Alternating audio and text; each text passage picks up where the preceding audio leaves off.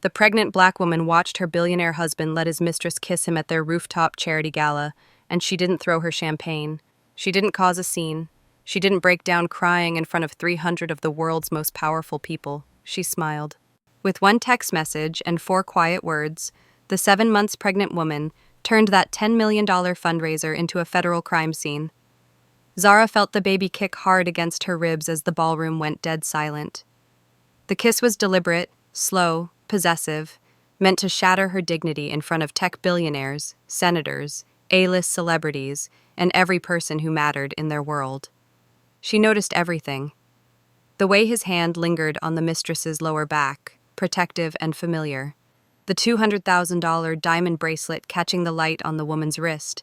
One Zara had never seen before, one she definitely didn't buy. The satisfied smirk as the mistress pulled away slowly, like she'd just planted a flag on conquered territory. The moment crushed something deep inside Zara's chest, but not enough to break her composure. Not enough to give them the scene they were clearly expecting. She inhaled once, slow, controlled, deliberate. No tears, no outburst, no drama. She reached for her phone with the steady hand of a woman who had been planning this exact moment for 18 months. One text, 4 precise words, clear, devastating, irreversible. Release everything, right now. The shift was instant and terrifying. Her husband's face went from smug satisfaction to ghost-white terror in less than 3 seconds. The color literally drained from his skin like someone had pulled a plug. The mistress's confident smile cracked like cheap porcelain, confusion flooding her eyes. Security personnel started moving purposefully toward the exits. And across the ballroom, like a wave of silent explosions, every guest's phone began lighting up simultaneously. Buzz, buzz, buzz. Notification after notification, email after email. What do you think those 4 words triggered? Who received that text? And what made a billionaire so terrified of his pregnant wife that his hands started shaking and he actually tried to back away from the table? Stay to see what comes next, because what she'd been hiding for 18 months will leave your jaw on the floor. And if you want to see how a woman who was publicly humiliated became the woman who publicly destroyed a billionaire's entire empire in one night, hit that subscribe button right now. We're just getting started, and trust me, you absolutely do not want to miss how this ends, because this isn't just a revenge story, this is a masterclass in strategic justice. But before we get to the FBI agents walking through those gala doors, before we get to the handcuffs and the Miranda rights and the federal charges, you need to understand something about Zara Mitchell Harper that nobody in that ballroom knew. Something her husband had completely underestimated. She wasn't just the billionaire's pregnant wife standing there looking beautiful and vulnerable in her custom Valentino gown. She wasn't just the woman who built that foundation from absolutely nothing 10 years ago. She was also the one who'd been wearing an FBI wire to foundation meetings for the past 6 months. Because that kiss, that affair, that public humiliation, that wasn't even the real betrayal. The real betrayal was the $47 million her husband had been systematically stealing from the foundation she created, the foundation that sent underprivileged black girls to college, to fund his mistress's luxury lifestyle, her Tribeca apartment, her sports car, her designer wardrobe, and her expensive taste in everything. And Zara had documented every single transaction, every fake invoice, every offshore account, every shell corporation, every lie he'd told donors, every conversation where he explained his system. She didn't just catch him cheating on her. She caught him committing federal crimes, multiple felonies, conspiracy, wire fraud, money laundering, tax evasion, and she'd been patiently, methodically waiting for the perfect moment to destroy him completely, not just hurt him, not just divorce him. Destroy everything he'd built on the backs of her work and other people's trust. That moment was now, before that devastating night at the Harper Foundation Gala, before the kiss that broke the internet, before the federal agents and the handcuffs and the perp walk that would make every news channel. The warning signs had been building for years, not months, years, but they came disguised as success, as ambition, as the natural evolution of a powerful man building an empire. That's how betrayal works at this level. It doesn't announce itself with obvious red flags. It hides behind first-class flights and important meetings and the kind of busy that makes questioning feel like nagging. The changes in Marcus Harper came in pieces. Small things first, easy to explain away when you're in love, when you've built a life together, when you're carrying his child and planning a future.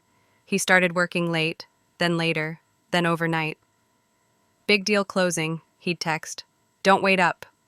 The texts always came with an apologetic emoji, like that made the absence hurt less. His office became his second home, then his first home. Their actual home became the place he came to shower and change clothes before heading back out. His phone habits changed. That was the first thing Zara really noticed, though she didn't want to admit what it meant. He'd always been attached to his phone. Everyone in tech was, but this was different. The phone never left his hand anymore. It stayed face down on every surface, screen protected like it held nuclear codes. Even during their Sunday dinners, the sacred meal they'd protected for 10 years of marriage, the phone sat within his reach. He used to make jokes about no screens at the sanctuary, used to physically put his phone in a drawer during dinner and focus entirely on her. Now, he'd glance at it between bites. His fingers would twitch toward it during pauses in conversation. And when it buzzed, which it did constantly, his whole body would tense like he'd received an electric shock. The cologne changed. That was subtle, but Zara had always been detail-oriented. It was part of what made her such a brilliant interior designer. She noticed when things didn't match. The scent on his shirt collars wasn't the Tom Ford she'd been buying him for years. It was sharper, sweeter, younger. Something from Sephora, not Neiman Marcus. Something a 25-year-old would choose, not a 40-year-old billionaire. It lingered on his collar long after he claimed he'd been at the office all night. When she casually asked about it, new cologne, babe, he barely looked up from his laptop. Conference room at the Four Seasons. You know how they pump fragrance through those hotels. It gets on everything. Plausible, reasonable, completely believable, except she checked. Called the Four Seasons. No Harper Foundation events that week. No conferences, no meetings in their system. That's when the knot in her stomach became permanent. He laughed less. The man she'd fallen in love with at Stanford, the one who'd made her laugh until she cried, who'd done terrible impressions of their professors, who'd found joy in small, stupid things, that man was disappearing. The laughter that remained was performative, for clients and donors and board members. For her? Distracted chuckles, polite smiles, the emotional equivalent of a tip for adequate service. He looked through her more than at her. That's the only way she could describe it. When she talked about baby names, Justice for a girl, Malcolm for a boy, names that honored her grandmother and his grandfather, his eyes would focus somewhere past her shoulder, like he was in the room but living in a completely different reality, a reality where she and this baby were obligations, not the foundation of his world. When she showed him paint swatches for the nursery, excited about creating this perfect space for their child, he'd nod without really seeing them. Whatever you think is best, babe, you're the designer. It sounded supportive. It felt like dismissal. Each sign was a quiet alarm bell. Each one she silenced with love, with trust, with the benefit of the doubt. She told herself he was stressed. The foundation was growing. They were funding 200 scholarships this year, double from last year. His investment fund was managing more money than ever. He was under tremendous pressure. That pressure made people distant, distracted, emotionally unavailable. And he was probably terrified of becoming a father. Men got scared. They pulled away. They needed time to process. This was normal. This was what her married friends had warned her about, the third trimester weirdness, the pre-baby panic. Love made all the excuses for him. Love wrote elaborate stories where his distance meant anxiety, not betrayal. Love told her not to push, not to nag, not to be the crazy, suspicious wife checking phones and hiring investigators.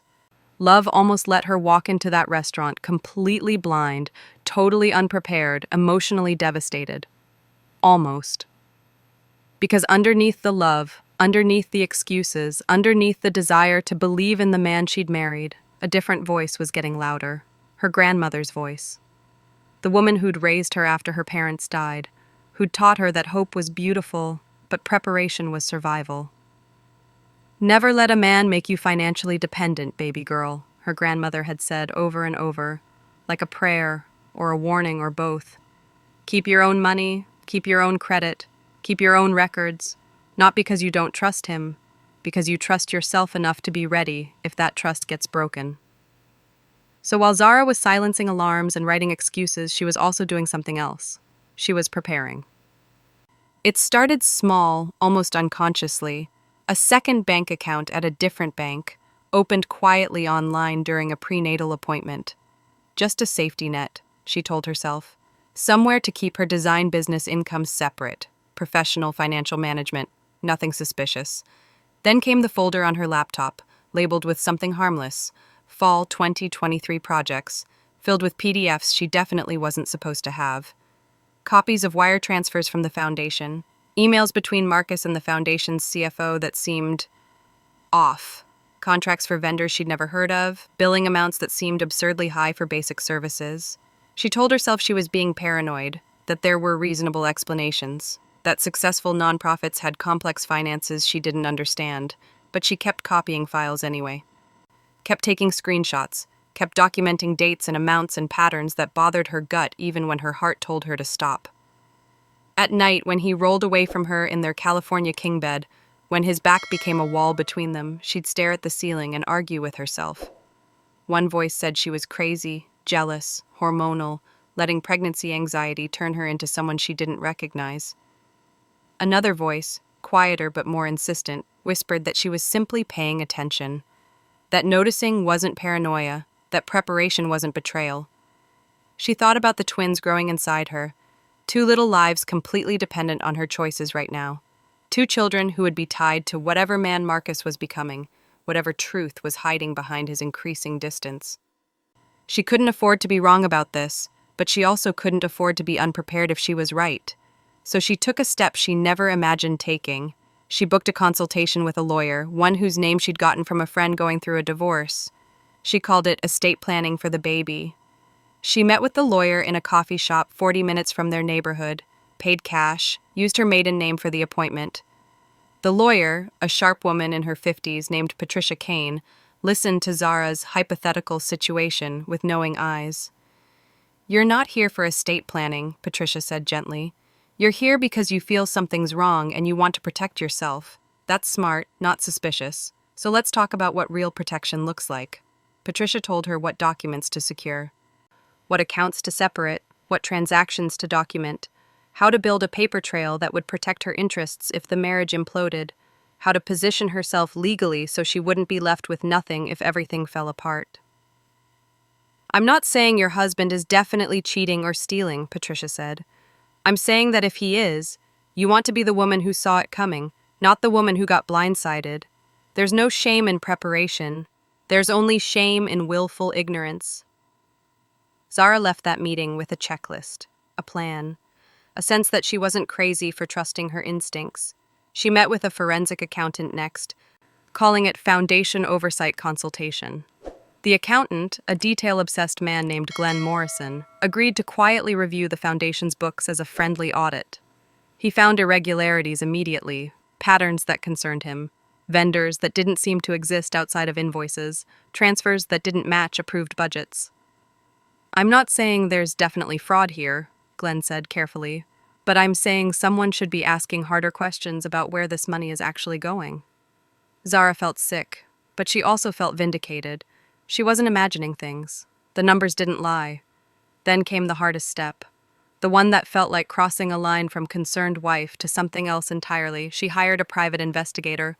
His name was Robert Kaner, a former FBI agent who now ran a discreet investigation firm serving high-net-worth individuals in sensitive situations. That's how his website described it. What it meant was, rich people who needed to know if their spouses were cheating. "I need to know the truth," Zara told him at their first meeting. "Not suspicions, not maybes. The truth, where he goes, who he sees, what he's really doing during all those late nights and business trips." Robert nodded. No judgment. No questions about why she was doing this while visibly pregnant. Just professional competence. 2 weeks, he said. "I'll have answers for you in 2 weeks." The wait was torture. But preparation required patience. Outwardly, nothing in Zara's life changed during those 2 weeks. She still cooked Marcus's favorite meals even though he rarely came home for dinner. She still smiled in the photos they took at foundation events, her hand on her growing belly, his arm around her waist, the picture of a successful power couple building a legacy together. She still decorated their home for the upcoming holidays, still attended prenatal appointments alone, and texted him updates he barely responded to, still maintained the fiction that everything was fine, but inside a line had been drawn in permanent ink, a line she couldn't uncross. If the day ever came, when evidence replaced suspicion, when truth demolished denial, she would not be caught helpless. She would not be the naive wife who had no idea, no plan, no protection. She would not let him erase her from a story she'd helped write. That was why the reservation at Harbor and Vine felt like a test she hadn't agreed to take, but was somehow required to pass. Now, I know what you're thinking. How did she keep it together during all this? How did she function while building a legal case against her own husband? Keep watching, because the answer involves her grandmother's advice, a safety deposit box Marcus never knew existed, and a decision that would change everything. And if this story is already resonating with you, go ahead and hit that like button. It helps us keep telling stories about women who refuse to be victims. The reservation at Harbor and Vine wasn't her idea. Marcus had made it, sent her a calendar invite like she was a business associate, not his pregnant wife. Date night, the invite said. Just us, we need this. After months of distance, the invitation felt simultaneously hopeful and suspicious. Was he trying to reconnect, or was something else happening?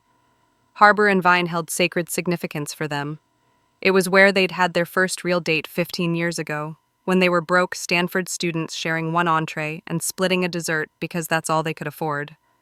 It was where he'd proposed 7 years later, getting down on one knee by their favorite window table, the San Francisco Bay twinkling behind him like a promise. Now they could afford to buy the restaurant if they wanted to. They didn't need to share meals or split checks. They could order the entire menu and not notice the cost. Success had changed everything about their financial reality. But sitting across from Marcus that night, Zara realized success had changed more than just their bank account. The lighting felt harsher than she remembered, the white tablecloths too bright, almost clinical. Marcus sat across from her, checking his watch every few minutes, tapping his foot beneath the table with nervous energy that had nothing to do with excitement about seeing his pregnant wife. His napkin lay in his lap, untouched. His water glass sat full and ignored. His phone rested near his hand on the table, lighting up constantly with messages he didn't open while she was watching but clearly wanted to. He smiled when the server passed by, flashing the charismatic charm that made donors write six-figure checks. But when the server left and it was just the two of them, the smile disappeared. He barely looked at Zara. His eyes kept sliding past her shoulder toward the entrance, watching for something or someone. She tried to bridge the distance between them. She talked about the twins. Yes, twins. They'd found out at the 20-week ultrasound, but he'd been in meetings and missed the appointment.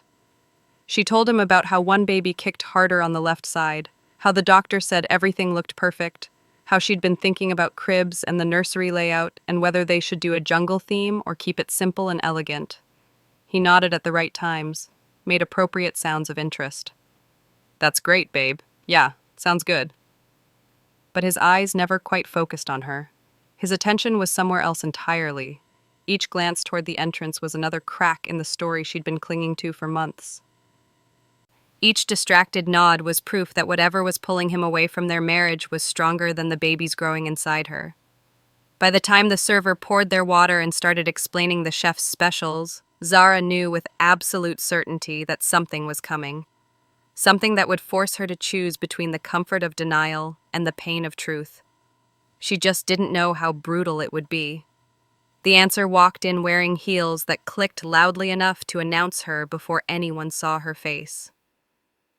The door opened, and a woman strode into the dining room like she owned every table. Everything about her screamed expensive and deliberately chosen. Red dress, designer, cut to emphasize curves and confidence. Hair styled perfectly, the kind of blowout that cost $300 and required appointments booked weeks in advance. Makeup dramatic but flawless, red lips matching the dress exactly. But it was the confidence that caught Zara's attention most. This woman didn't search for a hostess, didn't wait to be seated, didn't look around nervously like someone who'd walked into the wrong restaurant. She went straight for their table, like she knew exactly where to go, like this had been planned. Marcus's posture changed first. Zara watched it happen in real time. His shoulders tensed, then dropped. His jaw tightened.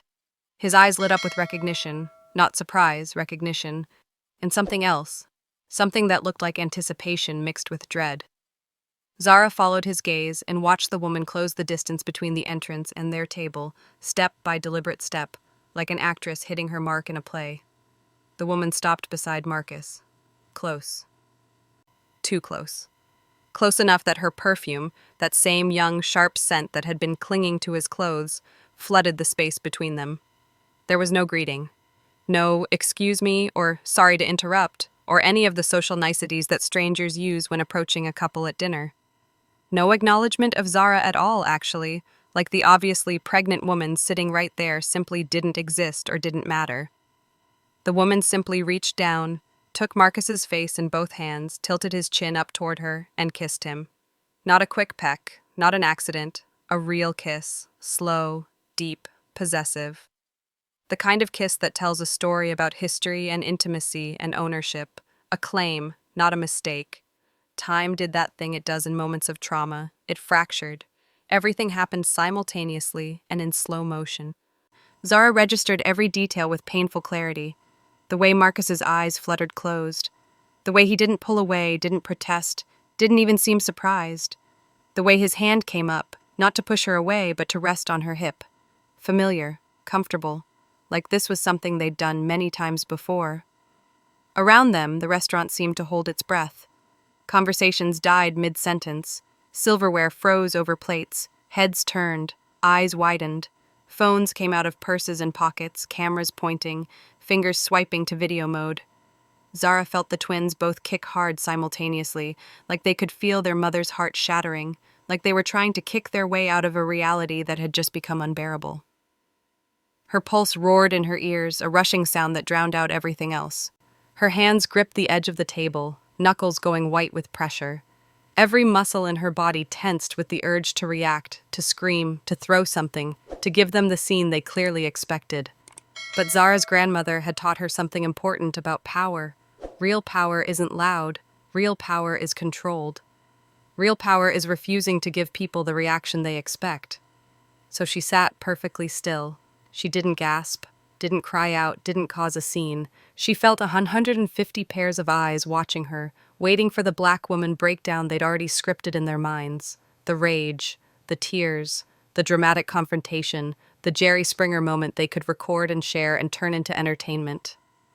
Instead, she simply watched, her face a mask of calm that took every ounce of strength she possessed to maintain. When the kiss finally ended, after what felt like hours but was probably 15 seconds, the woman pulled back slowly with a satisfied smile playing on her red lips. She kept her hands on Marcus's face for an extra moment, a final emphasis of ownership before letting go and straightening up. She whispered something to him, but loud enough for Zara to hear clearly. "I told you she wouldn't do anything. She's too afraid of embarrassing you." That's when Marcus finally seemed to remember his pregnant wife was sitting right there. His eyes snapped to Zara's face, and for the first time that night, he was fully present, fully focused on her. The color drained from his face. His mouth opened, but no words came out. Guilt flooded his expression. Not guilt about the affair, Zara realized, but guilt about getting caught this way, this publicly, this brutally. "Zara, I can explain," he started, but Zara didn't let him finish. She simply held up one hand in a gesture that said, "Stop," without making a sound. Then she did something that confused everyone watching. She smiled. Not an angry smile, not a hysterical smile. A calm, knowing smile that didn't reach her eyes but transformed her entire face into something these people had never seen before. The smile of a woman who had been preparing for exactly this moment. She reached for her clutch on the cocktail table beside her, movements deliberate and unhurried. She pulled out her phone, the new phone, the one Marcus didn't know about, and unlocked it with steady fingers. "Zara, wait, please." Marcus's voice cracked. She ignored him. She opened her messages, found the draft she'd prepared months ago. The one she'd hoped she'd never need to send but knew eventually she would. 4 words. That's all it took. "Release everything, right now." She hit send. The message delivered with a soft chime that somehow echoed in the silence of the restaurant. For about 3 seconds, nothing happened. Marcus stared at her, confusion and fear warring on his face. The mistress looked annoyed, like Zara's phone activity was somehow ruining her moment of triumph. Then the world exploded. If you're still watching, drop a comment and tell me, could you have stayed that calm? Could you have smiled? Because what happens next is when everything Marcus built starts collapsing in real time. Within 30 seconds of Zara hitting send, the energy in the restaurant shifted dramatically. It started with a single phone buzz at a nearby table, then another. Then a whole cascade of notifications, sounds rippling across the dining room like a wave. Buzz, buzz, buzz. Ding, ding, ding. Phones lit up in purses, on tables, in pockets. Smartwatches vibrated on wrists. Tablets chimed from bags. All at once, all the same message. A well-dressed man 3 tables over pulled out his phone, glanced at the screen, and his face went completely white. A woman in a business suit at the bar opened her email and gasped loud enough that heads turned. A couple by the window both checked their phones simultaneously and looked at each other in shock. All of them turned to stare at Marcus and Zara's table. Marcus's phone, sitting face up on the table for once, lit up with notification after notification. His board members, his investors, his business partners, his lawyer, all texting and calling at once. He grabbed the phone with shaking hands and unlocked it, read the first message, went even paler than before. "What did you do?" His voice came out hoarse, barely a whisper. "Zara, what the fuck did you do?" The mistress pulled out her phone too, her smug expression finally cracking. She scrolled, reading something that made her eyes go wide. "Marcus, what is this? What is she talking about?" Zara took a slow sip of her water, letting them panic, letting the moment stretch. When she finally spoke, her voice was steady and clear enough to carry across the now silent restaurant. "I did what you should have done 3 years ago when you started stealing from our foundation. I contacted the FBI. The words landed like grenades. Actual audible gasps rippled through the restaurant. Conversation stopped completely. Every eye was locked on their table now. Marcus's mouth opened and closed like a fish drowning in air. "You... what?" Zara continued, her voice getting stronger, clearer, filling the space. "For the past 18 months, while you were busy with..." She gestured toward the mistress without looking at her. "Her. I was working with federal investigators, building a case, documenting everything." She set her phone down on the table, screen facing up, showing a message thread with a contact labeled simply Agent Ross. "They have everything now, Marcus. The wire transfers from the foundation to your offshore accounts, the fake vendor invoices, Morrison Educational Consulting, Tech Futures Advisory, Catalyst Impact Solutions. All those companies that don't actually exist anywhere except on paper. The $47 million you embezzled over 4 years while I was building programs to help girls who look like me go to college." Marcus's phone wouldn't stop buzzing. He looked at it like it was a bomb about to explode. "You're lying. You're just trying to..." "The text going out right now?" Zara talked over him. "Those are from my attorney. Every board member, every major donor who gave 6 figures or more, every journalist who covers tech philanthropy, every regulator who oversees nonprofit compliance, they're all receiving the forensic audit I commissioned 6 months ago." She leaned forward slightly, her voice dropping but somehow becoming even more intense. "The audit that shows you didn't just cheat on your pregnant wife, you stole from children. You took scholarship money, money donated to change lives, and used it to fund your mistress's lifestyle." The mistress made a choking sound. "That's not... Marcus, tell her that's not true." But Marcus couldn't speak. His throat worked, but no sound came out. Zara finally looked directly at the other woman for the first time. Really looked at her. "That Tribeca apartment you're living in? Foundation money? The Mercedes in your parking garage? Foundation money. That bracelet you're wearing right now, the one I've never seen before? Foundation money. He used donations meant for underprivileged teenagers to buy you jewelry." "I didn't know..." the mistress started. "Yes, you did." Zara's voice went ice cold. "You helped him hide it. You let him put accounts in your name. You signed paperwork for shell corporations you pretended not to understand. The FBI has your text messages, Nicole. 57 texts where you and Marcus discuss moving money offshore. You knew exactly what he was doing." The mistress, Nicole, stumbled back a step. How do you know my real name? I know everything about you, Zara said calmly. Your real name, your previous marriages, the other two men you did this same thing to in Miami and Austin, the pattern you run, seduce married men, get pregnant or pretend to be, push for divorce, settle for millions, disappear. Nicole's face went from shocked to horrified. You can't prove any of that? I don't have to. The FBI already did. Zara pulled up another document on her phone. This is a federal warrant with your name on it. Wire fraud, conspiracy to commit money laundering. Accepting stolen funds. You're not his mistress, you're his accomplice. The restaurant had gone completely silent. Even the kitchen seemed to have stopped making noise. Every single person was watching this unfold like a television drama, except it was real, happening right in front of them. Marcus finally found his voice. You can't do this. This is my company, my foundation, my life. Your foundation? Zara's laugh was sharp and bitter. I built that foundation, Marcus. I structured it. I recruited the board. I designed every program. I brought in the first major donors from my own network. You wrote checks and took photo ops. She stood up slowly, one hand on her belly, steadying herself. At 7 months pregnant, she still managed to look powerful, dignified, completely in control. This is the house I designed, she continued. Bought with land my money helped secure, decorated with work that tripled its value. The business school you went to? Paid for with $200,000 from my grandmother's inheritance. The fund you started? Seeded with $50,000 from my design business. Every major contract you got in those first 2 years came from my connections, my networking, my reputation. Marcus tried to stand, but his legs seemed unsteady. We can fix this. We don't need to involve lawyers and federal agents. We can talk.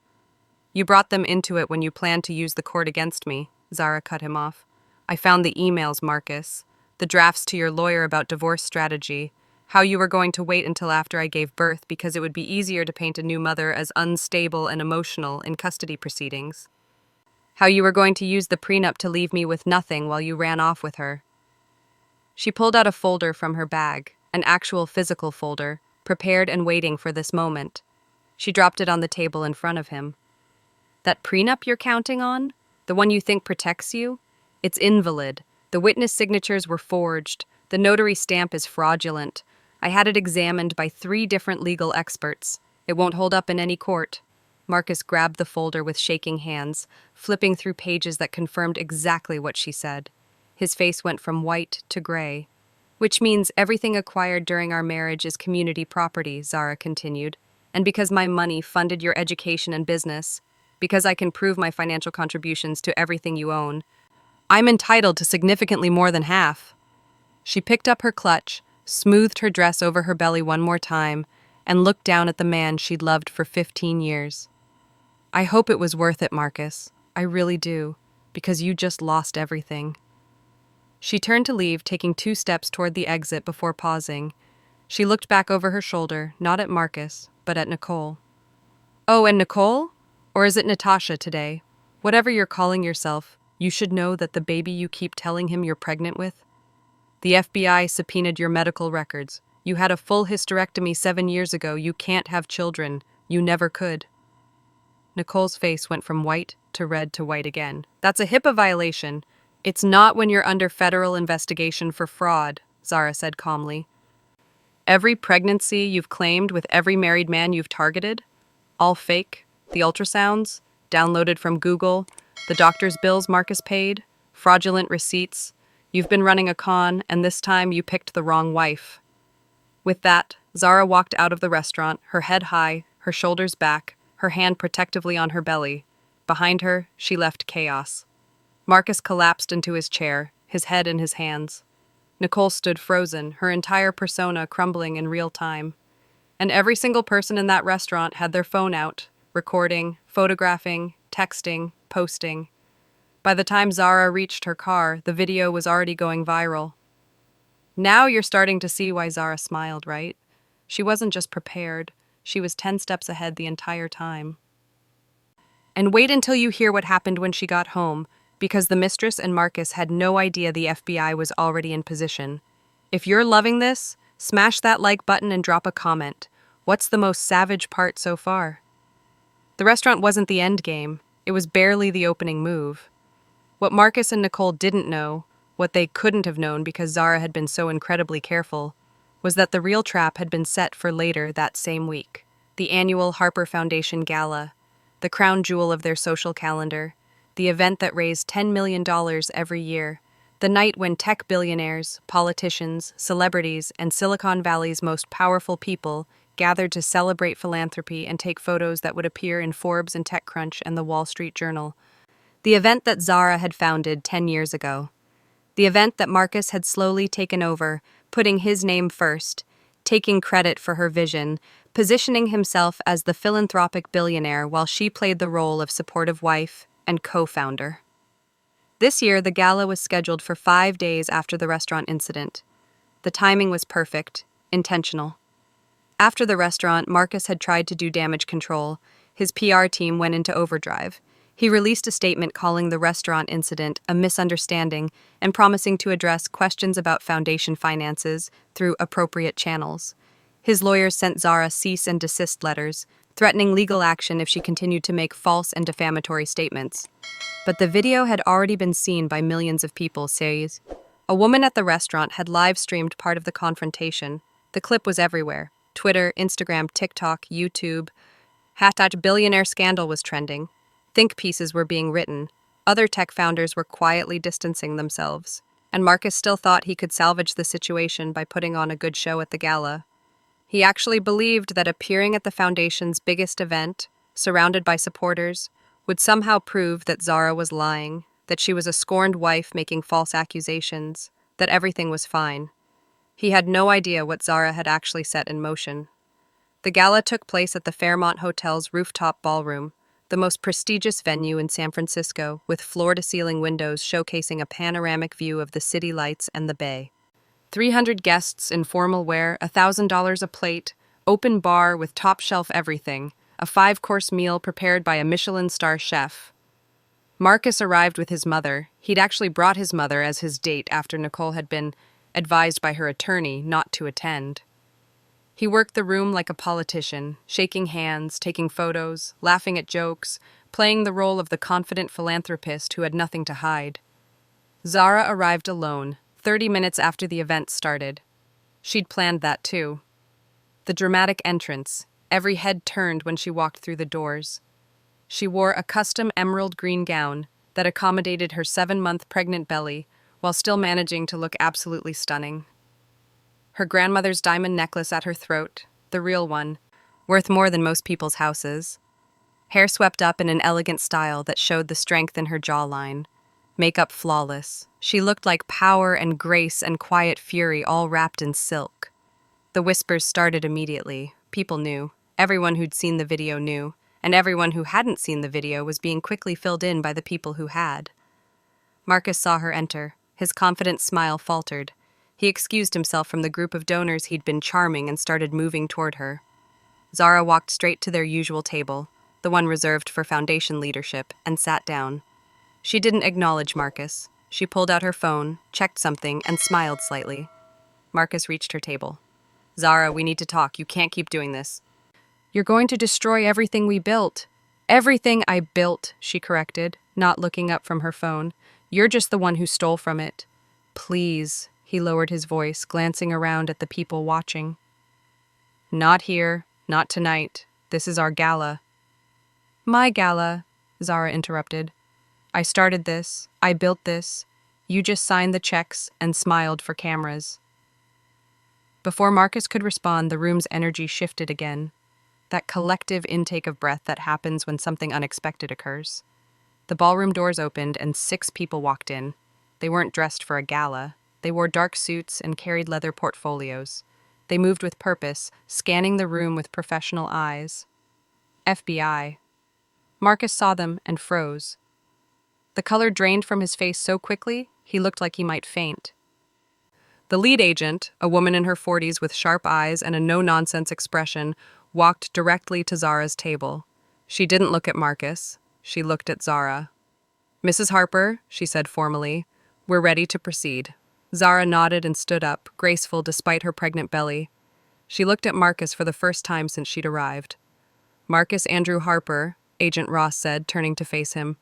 "I'm Special Agent Monica Ross with the Federal Bureau of Investigation. We have a warrant for your arrest." The ballroom erupted in shocked gasps and whispers. Phones came out immediately. This was going to be the most documented arrest in Silicon Valley history.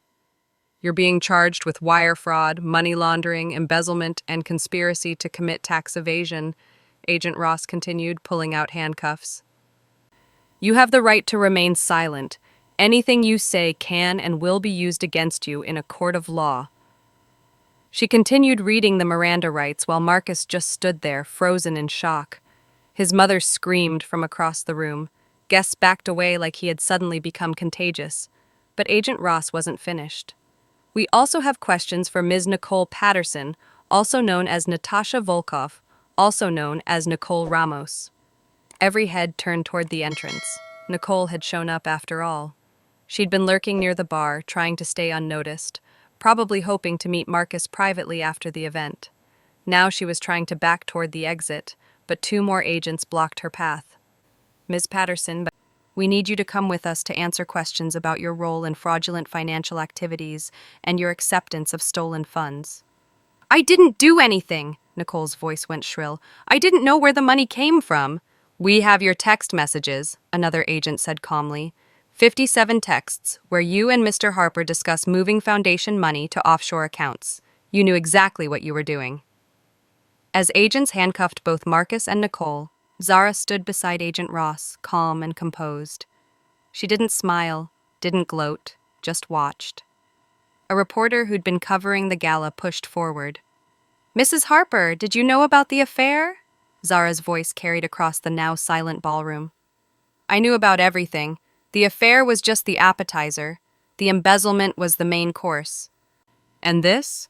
She gestured to the scene unfolding before them. Her husband in handcuffs, his mistress being led away, the complete public destruction of everything he'd pretended to be. "This is justice." As agents led Marcus toward the exit, he looked back at her. For a moment, she saw the man she'd married 15 years ago. The ambitious kid from nothing who'd promised to build something beautiful with her. Then she remembered the offshore accounts, the fake invoices, the betrayal of girls who looked like her grandmother, like the daughters she was about to have. "I hope it was worth it," she said quietly, loud enough only for him to hear. "Because you just lost everything." That moment, that perp walk in front of 300 of Silicon Valley's most powerful people, went viral instantly, but the story doesn't end there. Not even close. Stay with me. Because what happened next, during Zara's pregnancy, during the trial, during Marcus's complete downfall, that's when the story gets really good. Drop a fire in the comments if you think Marcus got exactly what he deserved. After the gala arrest, the media went into a feeding frenzy. This wasn't just a billionaire cheating scandal. This was federal crimes. This was a foundation that claimed to help underprivileged black girls being used as a personal ATM by a wealthy white man and his blonde mistress. This was the kind of story that touched every nerve in American culture: race, class, gender, wealth, betrayal, justice. Every news outlet wanted the story: CNN, MSNBC, Fox News, the New York Times, the Wall Street Journal, Forbes. They all wanted interviews with Zara, with Marcus's lawyers, with anyone who had ever worked at the foundation. Zara gave exactly one interview, to Gayle King on CBS Mornings. She chose Gayle deliberately, another black woman, someone who would understand the layers of this story beyond just the scandal. The interview aired 2 weeks after the arrest, when Zara was 8 months pregnant and looking both powerful and vulnerable at the same time. Gayle didn't waste time with soft questions. "When did you first suspect your husband was stealing from the foundation?" she asked. Zara took a breath. "About a year ago. I noticed irregularities in some vendor invoices, amounts that seemed too high for basic services. When I asked questions, I was told not to worry about boring finance stuff, that I should focus on program design and let Marcus handle the money. But you didn't stop asking questions." "No, because something felt wrong. My grandmother always taught me to trust that feeling. So I started documenting everything, taking screenshots, saving emails, copying files." "Did you confront him?" Not directly. I knew if I confronted him without proof, he'd either gaslight me into thinking I was paranoid or he'd hide the evidence better. So instead, I hired a forensic accountant to do a quiet audit. Gail leaned forward. And what did that audit find? $47 million missing over 4 years, fake vendor companies, offshore accounts, a systematic pattern of fraud designed to look like legitimate foundation expenses. What did you do when you found out? I went to the FBI. Zara's voice was steady, calm. I contacted them directly, provided them with everything my accountant had found, and offered to help with the investigation in any way I could. Which is when you started wearing a wire. Zara nodded. For 6 months, yes. I wore a recording device to foundation meetings, board dinners, private conversations with Marcus. The FBI needed to prove he knew exactly what he was doing, that it wasn't just negligence or bad bookkeeping. They needed him explaining his system in his own words. Gail's eyebrows rose. That must have been incredibly difficult. Recording your own husband. The father of your children. It was one of the hardest things I've ever done, Zara admitted. But I kept thinking about the girls we were supposed to be helping, brilliant black girls from low-income families who'd been promised scholarships. They were the real victims here. He was stealing their future to fund his affair. Let's talk about the affair, Gail said. When did you find out about Nicole Patterson? About a year ago. Around the same time I noticed the financial irregularities, I hired a private investigator who confirmed what I suspected. Marcus was having an affair. But the investigator found something else. Nicole wasn't just his mistress, she had a pattern. Zara pulled out a folder. She'd come prepared with documentation, and handed photos to Gail. Nicole, or whatever name she's using, has done this before. Twice that we know of. She targets wealthy married men, gets hired by their companies or gets close to them through business events, starts an affair, claims to be pregnant, pushes for divorce, settles for millions, then disappears and reinvents herself in another city. Gail examined the photos. So she's a con artist. A very good one, Zara confirmed, until she picked the wrong wife. What do you mean? I mean I called the other 2 wives, quietly. We compared notes. One of them worked for the SEC. Another was a former federal prosecutor. Together we built a case not just against Marcus, but against Nicole's pattern of fraud. Gail sat back, clearly impressed. So while your husband thought you were home focusing on your pregnancy, you were actually building a federal case with 2 other women across 3 states. Exactly. Why did you wait so long to act? Why not expose him immediately when you found out? This was the question Zara had been preparing for. She knew it would be asked. She knew her answer would be judged. Because I needed to protect myself and my children, she said carefully. If I'd just confronted him, he would have divorced me on his terms. He was already planning to do exactly that, wait until after I gave birth, claim I was unstable, use the prenup to leave me with nothing while he kept everything we'd built together. You found those plans? I found emails to his lawyer outlining the entire strategy. When to file, how to position it, what custody arrangement to push for. He'd been planning to erase me from my own life. Gail's expression shifted from professional journalist to something more personal. So you protected yourself? I protected myself, Zara agreed. I made sure I had documentation of my financial contributions. I had the prenup examined and discovered it was invalid. I secured my own legal representation. I moved money into accounts only I could access, and I waited for the right moment to act. The restaurant, Gail said. When Nicole kissed Marcus in public, that was the moment. That was my line in the sand, Zara confirmed. He'd been betraying me privately for over a year. But that kiss was meant to humiliate me publicly, to break me in front of other people, to make me the pitiful pregnant wife who'd been replaced by someone younger and prettier. Instead, you destroyed his entire life in front of the same audience. I didn't destroy his life, Zara corrected gently but firmly. He destroyed his own life by committing federal crimes. I just refused to go down with him. The interview went massively viral. The clip of Zara saying, "I just refused to go down with him," was shared millions of times. It became a rallying cry.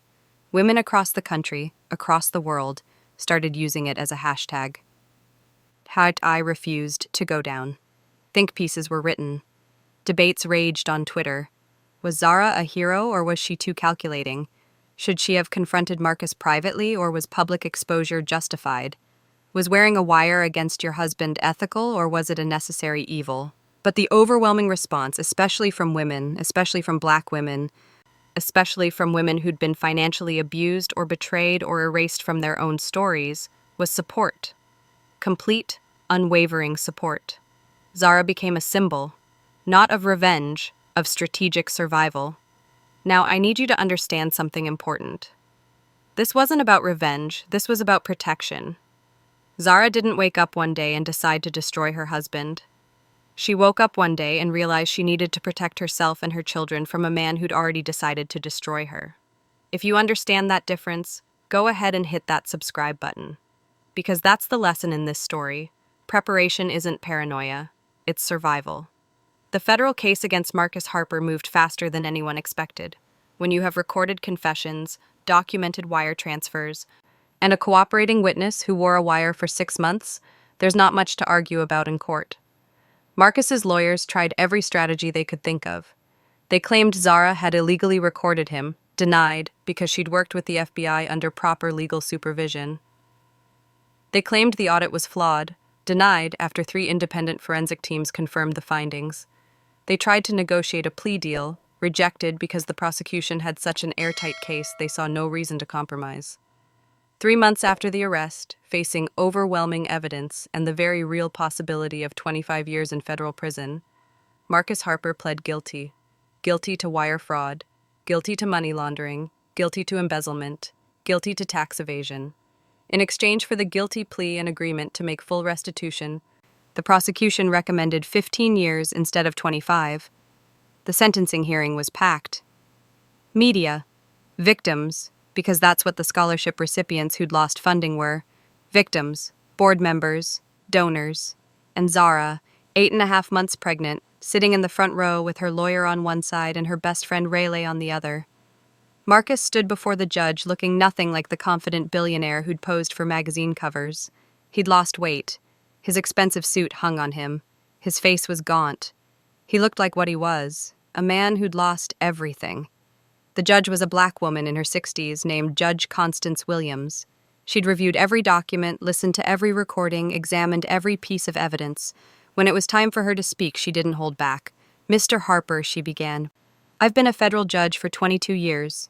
In that time, I've seen many kinds of criminals.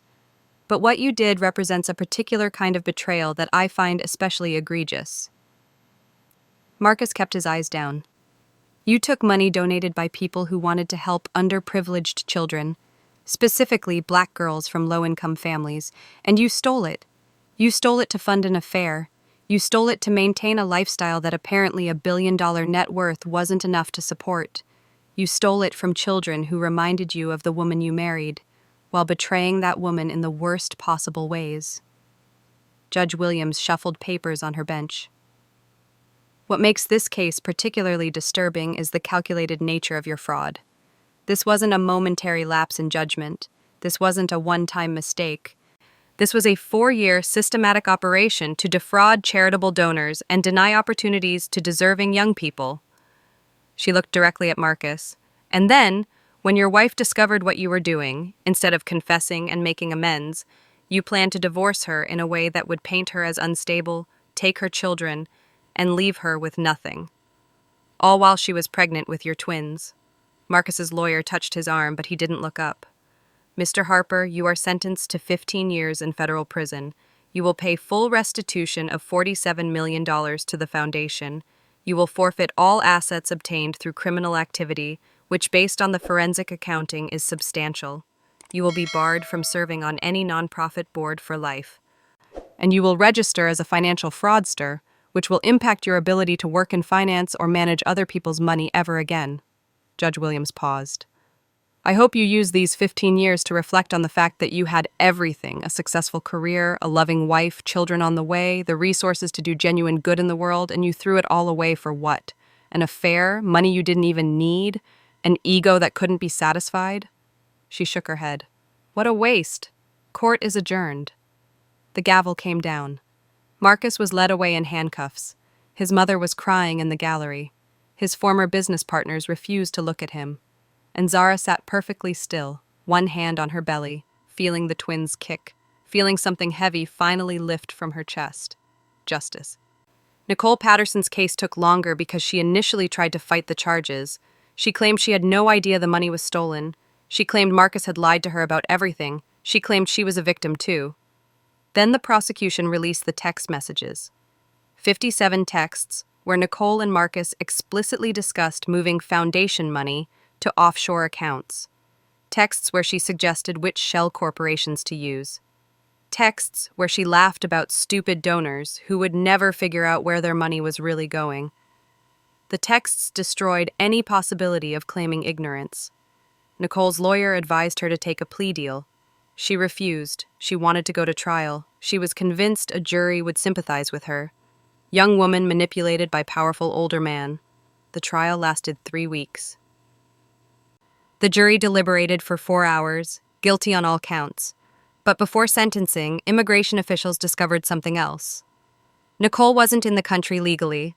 Her work visa had expired 2 years earlier. She'd been using a fake identity. She'd committed visa fraud. The judge sentenced her to 18 months in federal prison, followed by immediate deportation to Russia. Nicole appealed, lost. 18 months later, she was deported to Moscow with nothing. No money, everything had been seized. No connections. Everyone she'd conned had turned on her. No prospects. Her face was too famous in the United States to ever try this again. Last anyone heard, she was working in a call center outside Moscow, living in a tiny apartment, trying to survive on a Russian salary. She runs a blog where she claims she was wrongfully targeted by a jealous wife and a corrupt system. It has 47 followers. The assets were harder to untangle, but this is where Zara's preparation paid off in ways even her lawyers hadn't expected. Remember how Marcus had put the house in his name only? How he'd structured the foundation as his nonprofit? How he'd made sure most major assets had his name on them, not hers? He'd thought that would protect him. It actually buried him. When federal investigators started seizing assets obtained through criminal activity, they discovered something Marcus's own lawyers had missed. Zara had documented every financial contribution she'd made to their life together. Every dollar from her grandmother's inheritance that paid for his business school. Every dollar from her design business that seeded his investment fund. Every renovation she'd paid for on the house. Every contractor she'd hired. Every piece of furniture she'd bought. Every design service she'd provided. She had receipts for everything, literally. A decade of receipts, bank statements, invoices, contracts, email confirmations. And 6 months before the gala, anticipating exactly this scenario, she'd quietly filed liens against major assets based on her documented financial interests. The house? She'd filed a lien based on $1.2 million in documented improvements and design services. The foundation assets? She'd filed a creditor claim based on unpaid consulting fees for 10 years of program design and development. His investment accounts? She had that promissory note from business school that he'd signed and never repaid, now with 15 years of compound interest. When the dust settled, when all the legal maneuvering was done, when the assets were properly divided and the debts were paid, Zara ended up with significantly more than half of everything they'd built together. The house was hers, free and clear, with Marcus's name removed from the deed. The foundation was restructured and renamed, the Mitchell Foundation, after Zara's grandmother.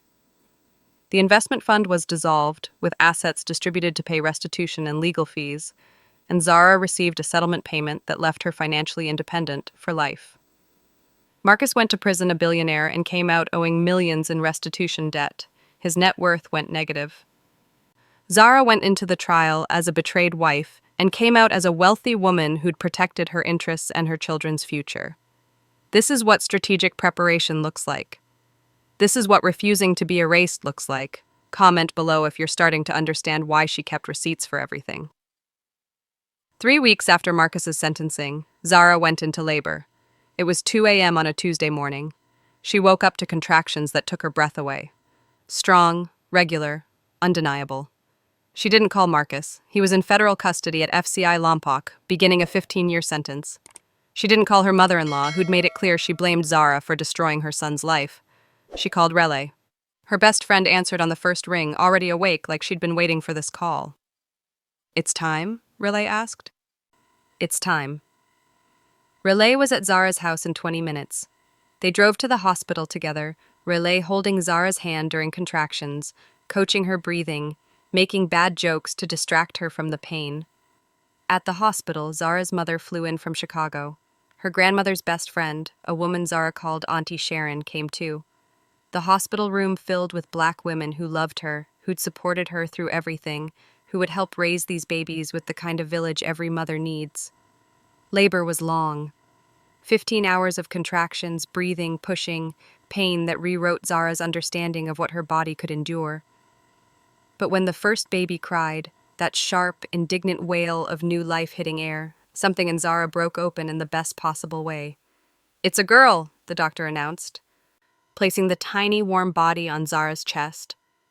Zara looked down at her daughter's face, eyes squeezed shut, mouth open in protest, and felt love so overwhelming it physically hurt.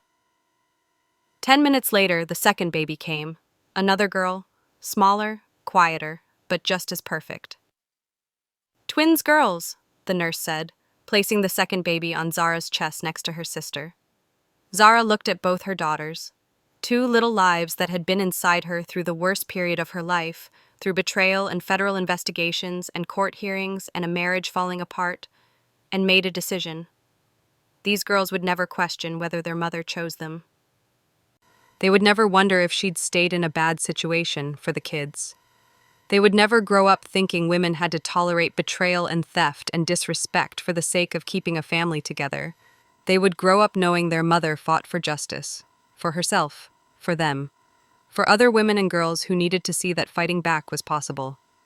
The nurse came with forms. "Have you chosen names?" Zara looked at her daughters and didn't hesitate. "Justice," she said, touching the firstborn's tiny hand. "Justice Mitchell Harper." Mitchell first, her grandmother's name, the woman who'd taught her to keep receipts and trust her instincts and prepare for the worst while hoping for the best. "And her sister?" the nurse asked. "Grace. Grace Mitchell Harper."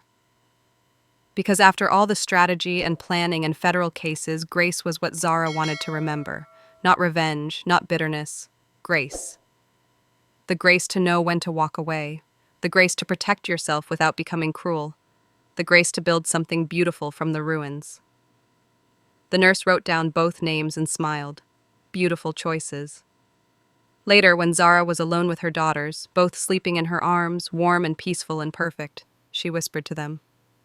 "Your father made choices that hurt a lot of people," she said softly, "including you and me. But those were his choices, not mine. I chose to protect us. I chose to demand justice. I chose to make sure you'd grow up with the resources and security you deserve." She kissed each tiny forehead. "You'll grow up knowing your mother refused to be erased. And when you're old enough, I'll teach you what my grandmother taught me. Document everything, trust your instincts, keep your own money, and never let anyone make you invisible in the life you helped build." Justice made a small sound in her sleep. Grace's tiny hand gripped Zara's finger. "You're going to have everything," Zara promised them. "Everything I fought for, everything your father tried to take away, everything you deserve." The hospital stay was 3 days. During that time, the media coverage was relentless but respectful.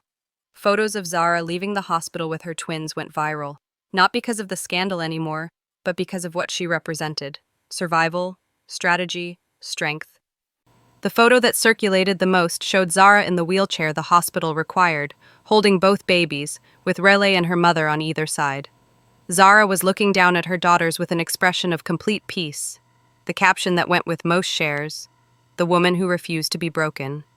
Messages poured in from all over the world. Women sharing their own stories of financial abuse, of betrayal, of fighting for their children and themselves. Women asking for advice. Women saying Zara had given them courage to leave their own bad situations. Zara couldn't respond to everyone, but she read as many as she could while nursing babies and learning to function on 3 hours of sleep. One message stuck with her. It was from a woman named Angela in Atlanta. "My husband has been cheating for 2 years. I've been afraid to leave because he controls all the money and I don't work. Your story showed me I need to start preparing now. I opened a bank account yesterday. I'm documenting everything. Thank you for showing me that preparation isn't paranoia, it's survival." That message made Zara cry. Not sad tears, grateful tears. Because if her story helped even one woman protect herself, then maybe the pain had purpose. If Zara's story has taught you something valuable, hit that like button and share this video with a woman who needs to hear it. Because this story isn't over. Wait until you hear where Zara is now. 6 months after giving birth, Zara did something that surprised even the people closest to her. She wrote a book, not a memoir exactly, though it contained her story, more like a guidebook. A manual for women who suspected they might need to protect themselves but didn't know where to start. She called it Strategic Grace: How I Survived Betrayal and Built an Empire. The book was part personal story, part financial literacy guide, part legal advice, part psychological support. It walked women through exactly what Zara had done: how to document financial contributions, how to establish independent credit, how to secure legal representation, how to build a case without tipping off a partner, how to protect children's interests, how to maintain dignity through crisis. Publishers fought over it. She sold it in a 7-figure deal and donated half the advance to the Mitchell Foundation. The book came out 10 months after Marcus's sentencing. It debuted at #1 on the New York Times bestseller list and stayed there for 16 weeks. Oprah featured it in her book club. Reese Witherspoon optioned it for a limited series. Universities started using it in women's studies courses. Financial advisors began recommending it to their female clients. Domestic violence organizations distributed free copies to women in shelters. The chapter that got quoted most often was titled The Receipts Chapter. It was a detailed guide on what to document, how to document it, where to store it, and how to use it if necessary. Zara's favorite quote that people shared was from the introduction. "This book is not about revenge. It's about refusing to be erased from your own story. It's about understanding that love and preparation are not opposites. They're both forms of caring for yourself and the people who depend on you. And it's about knowing that the best way to survive betrayal is to be the kind of person who can't be destroyed by it." The Mitchell Foundation, meanwhile, was thriving in ways it never had under Marcus's leadership. Zara restructured everything. New board members, mostly women of color, all with actual expertise in education and nonprofit management. New financial oversight with multiple layers of checks and balances. New programs designed by educators and former scholarship recipients, not billionaires who wanted their names on buildings. Within 2 years, the foundation was funding 500 Black girls annually through college. Full rides. Not just tuition, but housing, books, living expenses, study abroad, everything they needed to graduate without debt. The foundation also launched a financial literacy program specifically designed for young women, teaching them what Zara wished she'd known earlier: how to protect yourself financially, how to build wealth independently, how to recognize financial abuse, how to leave bad situations without being destroyed economically. That program alone reached 10,000 young women in its first year. Major donors who'd pulled out during the scandal came back. New donors joined. Corporate sponsorships rolled in. The foundation that had been nearly destroyed by Marcus's fraud became stronger than ever under Zara's leadership. And this time, there was no question whose foundation it was. Zara's name was on everything: her photo on the website, her vision driving the programs, her story inspiring the mission. She'd been erased once. She refused to let it happen again. Zara's personal life rebuilt slowly but surely. She dated casually, nothing serious. She was focused on her daughters and her work and healing from the trauma of betrayal. Then, 3 years after the divorce was finalized, she met David. He was a college professor, ethics and philosophy. He taught at Stanford, actually, the same place where Zara and Marcus had met all those years ago. But David was nothing like Marcus. He was quiet, thoughtful, content with his professor's salary and his used Subaru and his small apartment full of books. He had no interest in building empires or making millions or seeing his name in headlines. He met Zara at a foundation event where he'd been invited to speak about moral education. She liked that he didn't recognize her from the news coverage. He'd heard about the case, everyone had, but he didn't follow celebrity scandals and hadn't connected the famous Zara Harper to the woman who'd introduced him before his speech. They talked afterward about philosophy and education and the ethics of philanthropy. He made her laugh. Actually laugh, the kind that came from genuine joy, not performance. He asked her to coffee. then dinner, then a walk with her daughters in Golden Gate Park. He met Justice and Grace when they were 3 years old. They were cautious at first. They'd grown up without a father, with just Mama and Auntie Relay and Grandma, and the village of women who helped raise them. But David was patient. He brought books to read to them. He played their games. He never tried to be their father. They had a father, even if he was in federal prison, but he became a consistent, kind presence in their lives. 2 years later, David asked Zara to marry him. Small proposal, private, just them and the girls on the beach at sunset. "I know your last marriage ended badly," he said. "I know you have every reason to be cautious, but I also know you're the strongest person I've ever met, and I want to spend my life supporting that strength, not trying to control it or profit from it or take credit for it." Zara looked at him, this gentle man who drove a used car and wore clothes from Target and had no interest in using her name or her money or her story for his own gain, and said yes. They got married in a small ceremony, no media, no society coverage, just family and close friends, and the 2 little girls who served as flower girls, giggling and throwing petals everywhere. Zara kept her name, Mitchell Harper. Not his name, hers. They bought a house together, a different house, not the one she'd lived in with Marcus, that one she'd sold. And this time, both names went on the deed from day one. This time, Zara walked into marriage with her eyes open, her finances protected, and a prenup that she wrote herself with her own lawyer, one that treated both parties fairly because that's what actual partnership looked like. This is what rebuilding looks like. This is what life after betrayal can become when you refuse to let that betrayal define you. Drop a heart in the comments if you believe Zara got the ending she deserved. Marcus Harper entered federal prison in August 2023 as inmate number 45827-004 at FCI Lompoc, a medium security facility north of Los Angeles. He'd been assigned to the general population, not protective custody, which meant living in a dorm-style unit with 50 other men convicted of white-collar crimes, drug offenses, and various federal violations. Prison didn't look like the TV shows. It was boring more than anything else. Endless routine: wake up, breakfast, work assignment, lunch, free time, dinner, more free time, lockdown, sleep, repeat. Marcus was assigned to the prison library, cataloging books and helping inmates study for GED exams. It was considered a good assignment, safe and relatively comfortable, but prison strips away the things that made you someone on the outside: the suits, the cars, the houses, the titles, the power. Inside, you're just a number in khaki clothes, eating the same food as everyone else, following the same rules, reduced to your basic humanity without any of the status symbols that defined you. Marcus struggled with that reduction more than most. His first year inside was brutal psychologically: depression, anxiety, the crushing reality that 15 years meant missing his daughter's entire childhoods.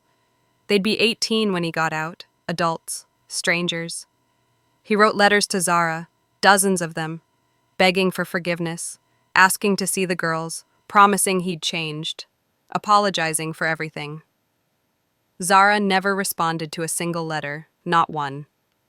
She did send exactly one communication, through her lawyer, 6 months after his incarceration. "The twins are healthy and thriving. They ask about you sometimes, and I tell them the truth in age-appropriate ways, that their father made choices that hurt people, and now he's in prison as a consequence. When they're older, they can decide if they want a relationship with you. Until then, focus on your restitution payments and your own rehabilitation.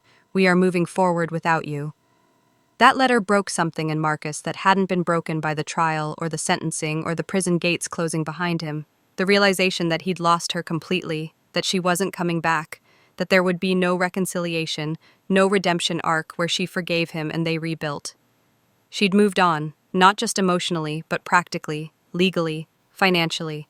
She'd rebuilt her entire life without him, and from the news articles he could access in the prison library, she was thriving. The foundation was bigger than ever. Her book was a bestseller. She'd remarried. He found out about that from another inmate who'd read it in People magazine. She was happy, without him. That hurt worse than the prison sentence. His mother visited once a month, faithfully, even though each visit clearly pained her. She'd aged dramatically, the stress of having a son in federal prison taking years off her life. "Have you heard from Zara?" she asked every visit. "No," he'd answer every time. "Maybe if you write her again." "She's not coming back, Mom. She's married to someone else. She's moved on." His mother would cry. Marcus would feel guilty for making her cry, guilty for being the son who'd destroyed his own life and damaged hers. The real torture wasn't the physical conditions of prison. It was the time. Endless time to think about every choice he'd made, every moment where he could have chosen differently. The first time he'd cheated. Such a small thing, just drinks with a woman at a conference, a kiss in a hotel hallway, nothing more. He could have stopped there, could have confessed, could have worked on his marriage. Instead, he'd lied. And lying became easier each time. The first fake invoice, such a small amount, just $50,000, barely noticeable in the foundation's multi-million-dollar budget. He could have stopped there, could have paid it back, could have fixed his finances properly. Instead, he'd done it again, and it became a system. Meeting Nicole, such a small decision, just talking to an attractive woman at a board dinner, enjoying the attention from someone who wasn't his pregnant wife. He could have kept it professional. Instead, he'd pursued it, and justified it, and let it destroy everything. Sitting in his bunk at night, staring at the underside of the bunk above him, Marcus realized that his downfall hadn't been one catastrophic choice. It had been 1,000 small choices, each one moving him further from the man he'd promised Zara he'd be. The man who'd cried when she'd used her grandmother's inheritance to pay for his business school. The man who'd promised to never forget what she'd sacrificed for him. The man who'd gotten down on one knee at Harbor and Vine and promised to build a beautiful life together. That man was gone. He'd killed him slowly, choice by choice, lie by lie, and now he was serving 15 years for the murder of his own integrity. Parole hearings would start in 2033. 10 years from now.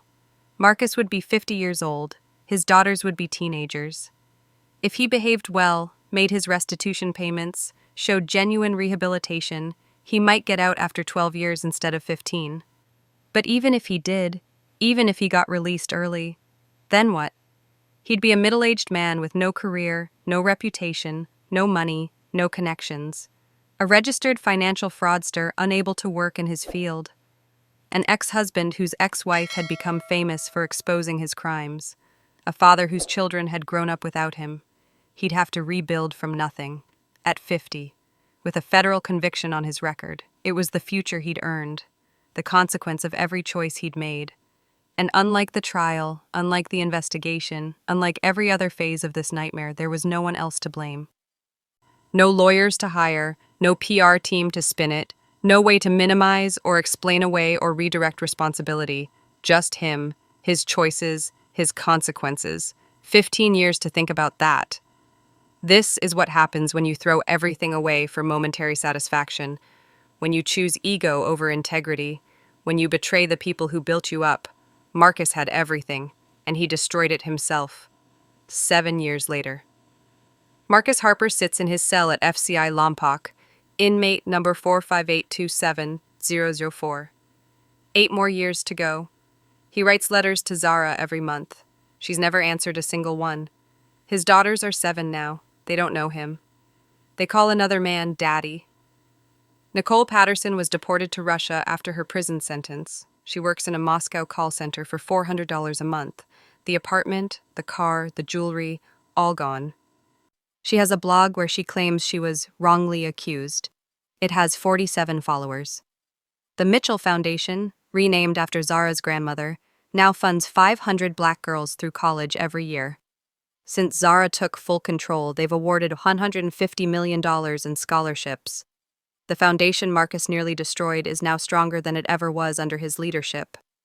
Zara Mitchell Harper remarried. A college professor named David who drives a used car and has zero interest in her money or fame. Together they're raising Justice and Grace, her 7-year-old twins who are smart, loved, and protected.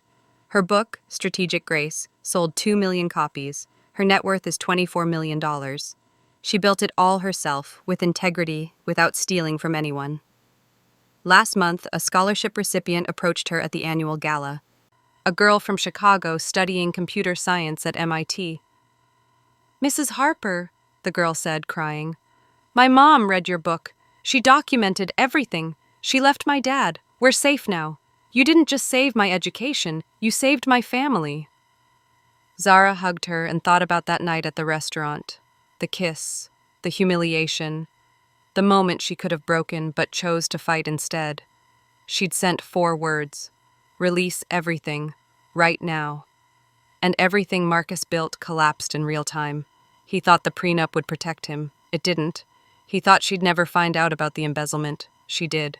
He thought his pregnant wife would be too weak to fight back. She wasn't. If this story taught you something, do 3 things. Subscribe for more stories about women who refuse to stay silent. Like this video if you believe in strategic justice over quiet suffering. Share this with one woman who needs to know. Document everything. Keep your own money. Trust your instincts.